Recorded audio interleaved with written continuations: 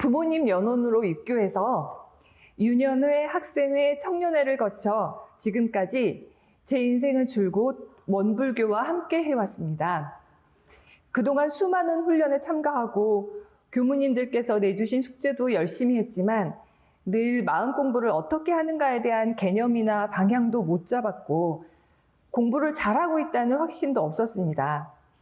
저에게 수양, 연구, 취사, 사막 공부는 그저 교전에 쓰인 용어일 뿐이고 교무님들께서 즐겨 사용하시는 주제 정도일 뿐이었습니다. 나름대로 좌선과 기도도 하고 교리 공부도 해보았지만 내 마음은 별반 달라진 것 같지도 않고 오히려 시간이 지나면서 퇴골심이 생기기도 했습니다. 그럴 때면 교무님들께 상담도 받아보고 옛 선지님들의 사례도 찾아보기도 했습니다. 돌아온 대답은 누구나 그런 과정이 있다. 그런 마음도 놓아버려라. 잘하고 있기 때문에 그런 마음도 나는 것이다. 하는 응원의 말들 뿐이었습니다. 그런 말씀들이 잠깐은 힘이 되었지만 정작 제가 알고 싶고 들여다보고 싶은 내 마음과 내 상태에 대한 해답은 되지 못했습니다. 그런 시간들이 이어질수록 저에게 마음이란 그저 쉽게 잡힐 수 없는 것이고 그렇기 때문에 마음 공부는 어려운 것이다 라는 생각이 굳어져만 갔습니다. 그러던 중 이군도 교감님의 마음 공부방에 참여하게 되었습니다. 첫 주차는 감정이란 무엇인가에 대한 수업이었고 숙제는 하루 동안 일어난 상황과 감정들을 적어보는 것이었습니다. 첫 수업에 참여해보고 이번 마음 공부방 주제는 제가 알고 싶은 것이 아니라는 생각이 들었습니다. 그래도 그냥 교감님을 뵈러 2주차 수업에 다시 참여하였습니다. 주제는 그 감정이 일어나게 된 나의 판단, 생각, 분별을 찾아보고 이것을 일주일 동안 훈련하는 것이었습니다. 그때부터 내가 보이기 시작했습니다. 마음을 어떻게 봐야 하는 것인지를 알게 되었고 내 마음이 어떻게 생겼는지 보이기 시작했습니다. 매일매일 빠지지 않고 일기를 쓰면서 마음 들여다보는 법을 연습했습니다.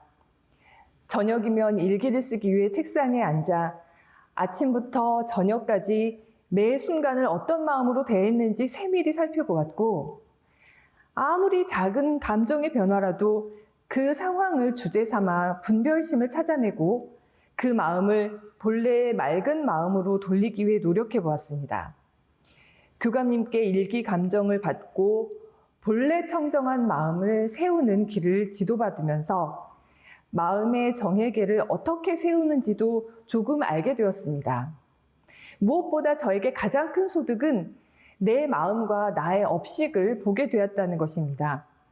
6월 12일에 기재한 저의 일기를 소개해 드리겠습니다.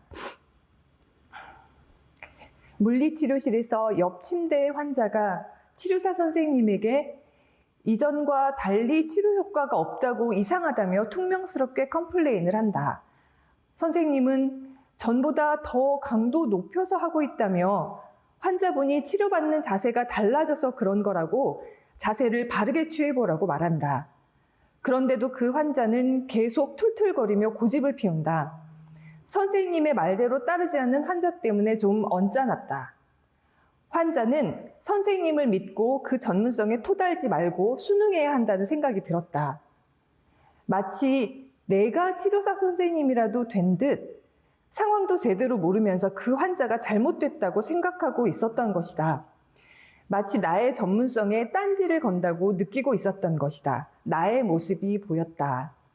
나는 누군가가 나의 전문성과 의견에 반하는 행동을 하거나 토를 달면 쉽게 흥분을 하는 경향이 있다. 나와는 상관없는 상황에서도 내 마음은 움직이고 있었으며 그 상황을 통해 나의 성향을 확인하는 소중한 기회였다.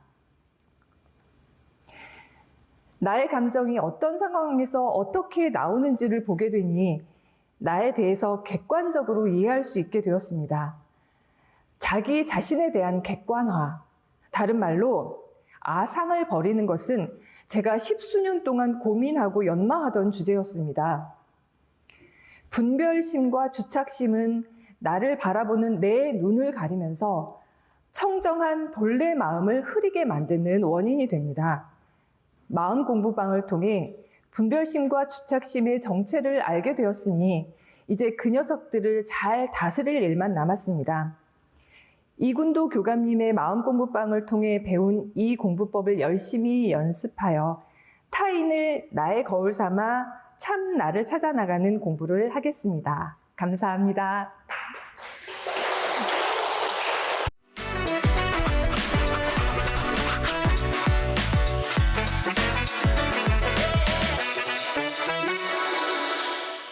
네, 요즘 들어서 내가 자주 느끼는 것이 어둠의 장막이라고 해서 저 하늘나라에 있는 그 대왕께서 자주 나타나셔요. 그래가지고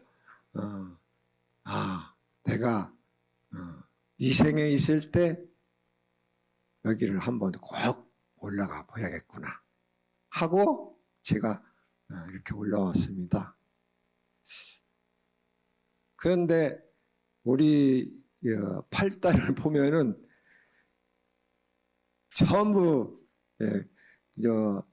사회에 있을 때 교직에 있던 분들 또 공무원으로 있던 분들이 거의 8명 중에서 나오는 분들이 8명인데 전부 이와 같이 그런 분들이 있기 때문에 내가 이 자리에 서려면 상당히 오래 걸릴 것 같아서 이 생에서 꼭 한번 내가 꼭 나가야 하는데 한번 나가봐야겠구나 해가지고 올라왔습니다. 저는 이 평소에 책을 많이 읽고 글을 많이 씁니다. 많이 쓰는데 그 중에서도 동화 작가로서 내가 상당히 그 명성을 얻었어요. 그런데 동화를 쓰면은 그것이 정말 그 마음이 어린 아이들로 돌아가 가지고 그렇게 좋은 그런 성품 자리가 그렇게 좋을 수가 없습니다. 그래서 제가 동화를 쓰고 있는데요. 먼저 이제 본론으로 들어가 가지고 우리 장모님 저희 그 장모님 자랑 좀 한번 해야겠습니다. 우리 장모님께서는 저를 입교를 시켜가지고 이렇게 원불교를 알게 만든 분입니다. 저는 학생 시절에 기독교 제가 대전에 있는 숭전대학을 교대 들어가기 전에 다녔거든요. 숭전대학 다닐 때 성문학과를 다녔어요. 성문학과. 그 성문학과 다니면은 사회사업가가 되든지 목사가 되든지 그런데 그런 전력이 있습니다. 그런데 우리 장모님께서 입교를 시켜가지고 우리 장모님이 원불교 정말 원불교 이 세상에서 가장 구원을 받기 좋고 살아있는 숨쉬는 그런 원불교를 다인으로 만들었습니다. 그 장모님을 자랑 한번 해보겠습니다. 첫째, 장모님은 그 정신 나는 뒷집 내가 하숙집 뒷집에서 살 때 장모님을 만났는데 어떤 공부심을 가졌냐면은 휴유함이라고 좌선을 얼마나 낭독을 잘 하셨으면은 그 우리 따님이죠. 따님이 그것을 다 외울 정도로 그렇게 신심이 셌습니다. 그리고 두 번째는 여장부였습니다. 그 20두락이라는 큰 상당히 시골에서는 넓은 땅이죠. 밭과 그런 20두락을 다 장만하시고 또 그것을 실제로 경영까지 하시는 그런 훌륭한 어머님이십니다. 그런 어머님이 저를 입교를 시켜가지고 이와 같이 오늘의 에 이르고 있는 것입니다. 그 다음에 내가 자랑하는 것이 또 하나 있습니다. 첫째로 저는 이 생에서 가장 자랑한 것은 후진들을 위해서 제가 시신을 35년 전에 시신을 기증했어요. 기증해가지고 나의 시신 기증으로 인해서 나는 자유로운 그러한 사람이 되었습니다. 생사에 자유가 있으면 그와 같이 우리가 좋을 수가 없어요. 그래서 시신 기증한 것을 참 선택을 잘했다. 취사 선택을 잘했다. 그렇게 한번 했고, 두 번째는 제가 군대를 가지 않을 수도 있는 그런 환경에서 제가 20살에 군대를 입대해가지고 내가 군대 가기를 정말 잘했다. 그것을 제가 느꼈어요. 그게 뭐냐면은 첫째로 내가 고생을 나는 가난하게 태어났지만 두 형님들이 있기 때문에 저는 그렇게 쌀밥을 이렇게 어머니가 이렇게 넣어주면은 그놈을 제가 막내로 태어났는데 그놈을 살짝 떠가지고 줄 정도로 저는 그런 생활을 했어요. 이제 형님들은 저 때문에 희생을 많이 당했죠. 그랬는데 군대 입대 간 것은 고생을 좀 더 해야겠다 하고 군대를 갔더니 군대 갔다 온 다음에 저는 기질 변화가 돼버렸어요. 성격 변화가 되어가지고 지금은 그렇기 때문에 원불교에서 지금 사실 제가 중심적인 법사 항마위에 올라가가지고 했다면 우리 내의관이 항마위에 올라갔더니 상당히 괜찮죠? 자랑스럽죠? 예. 그렇게 해서 지금 군대에 가서 성격, 기질 변화가 있어요. 세 번째 이제 해가지고 마지막 하겠습니다. 세 번째 자랑거리는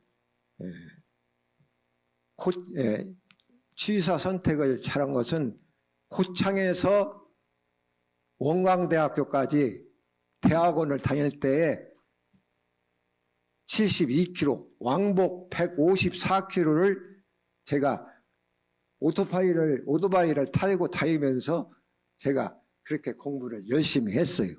그래가지고 박수 한번 쳐주세요.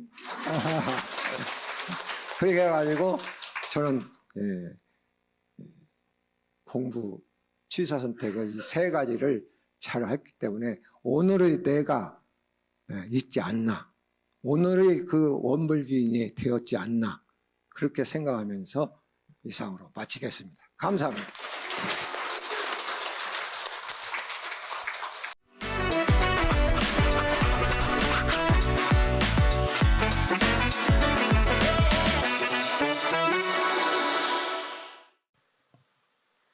반갑습니다. 네, 17단 김현덕입니다. 저는 남편 이광석 교도 그리고 딸 이서영 어린이와 함께 작년 6월에 이 원남교당에 다니기 시작했습니다.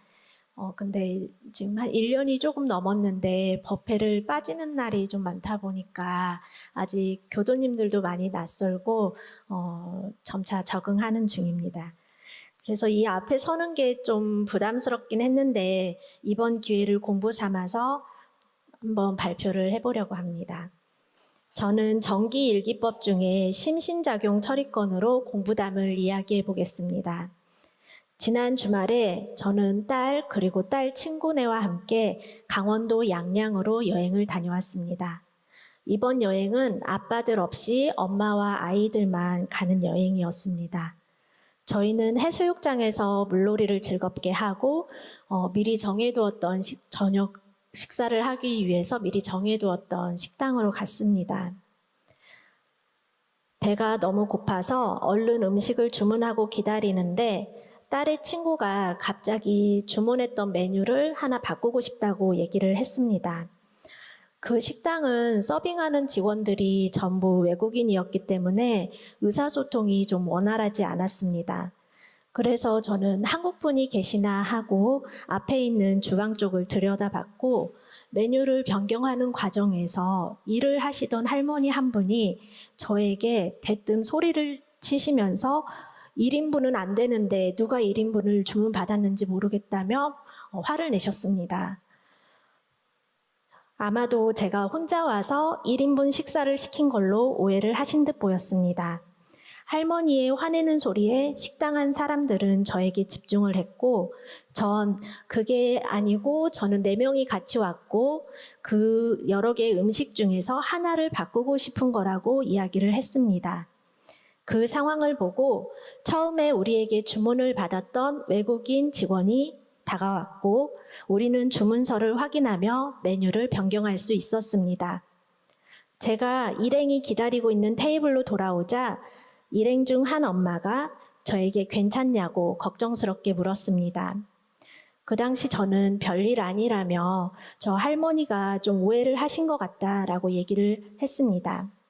그 할머니는 좀 멋쩍은지 저희 쪽을 바라보며 난 혼자 온 줄 알았네 이렇게 얘기를 하셨습니다.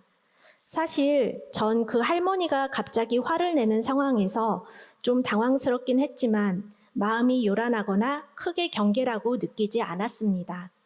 오히려 이 할머니가 좀 버럭하시는 성격이신가 보구나. 이럴 때일수록 나는 좀 더 침착하게 대응해야겠다라고 생각하며 상황을 자세히 설명하려 애썼습니다. 요동치지 않는 제 마음을 바라보며 내 마음이 이만큼 단련되어 있나 보구나 생각에 내심 마음이 뿌듯했습니다. 음식이 나오고 맛있게 식사를 하던 중 같이 온 일행 엄마가 아까 그 할머니 일만 아니었으면 음식도 맛있고 완벽했을 텐데 라며 아까의 일을 다시 상기시켰습니다. 음식을 다 먹을 즈음에 우리는 식당 직원이 손님들이 먹는 물통에 싱크대에 수돗물을 담고 있는 걸 발견하게 되었습니다. 순간 이 식당에 대한 불만이 점점 생겨나기 시작했고 저 할머니가 사장님인가? 여기에는 사장님이 따로 없나? 라는 생각에서부터 시작해 왜 저분은 자기가 잘못해놓고 나에게 미안하다는 사과 한마디 없는 거지? 라는 서운함이 슬슬 몰려오기 시작했습니다. 계산을 할 때까지도 누구 하나 저에게 사과 한마디 하는 사람은 없었습니다. 전 계산을 해주던 직원에게 저 할머니가 사장님인지 물었고 아니라는 답변에 손님에게 저렇게 하면 안 되지 않냐. 사장님이 직원 교육을 좀 시키셔야 될 것 같다라고 넌지시 말을 하고 나왔습니다. 그걸로나마 제 마음의 위안을 얻고 싶었나 봅니다. 이후 저는 더 이상 그 일에 신경 쓰지 않았고 우리는 즐겁게 여행을 마쳤습니다. 집에 와서 남편에게 여행 이야기를 하던 중 딸이 아빠에게 그 할머니의 이야기를 했습니다. 순간 또 한 번 제 마음이 일어나기 시작했습니다. 억울함과 서운함, 그리고 뭔가 위로를 받지 못했다는 속상함.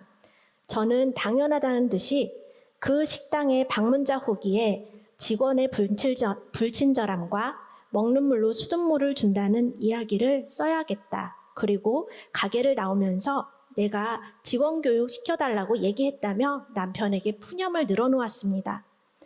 순간 남편은 저를 달래주기는커녕 요새 누가 직원 교육이란 말을 하냐며 다른 사람에게 그런 말 함부로 하면 문제가 된다고 오히려 저를 탓하기 시작했습니다. 그 순간 저에게 큰 경계가 다가왔습니다. 그동안 있었던 잔잔한 경계들에 남편이 부채질을 한 것처럼 저의 마음은 크게 요동쳤고 내 행동이 뭐가 잘못이냐며 억울함을 남편에게 호소하고 있었습니다. 아빠의 이야기를 들은 딸도 나중에 문제가 될까봐 저에게 후기 같은 거 남기지 말라며 말렸고, 저는 오히려 더욱 오기가 나서 원래 후기는 다녀온 사람들이 다음에 갈 사람들한테 이런 거를 참고하라고 적는 건데 뭐가 잘못이냐며 엄마의 행동은 정당해라는 걸 주장하고 있었습니다. 바로 이 엄마의 행동이라는 점에서 저는 갑자기 지금 제 행동과 마음을 곰곰이 생각하게 되었습니다. 내가 지금 올바른 취사를 하고 있는 걸까? 지금 딸 앞에서 엄마의 모범적인 원불교 공부인으로서의 올바른 행동을 보이는 걸까?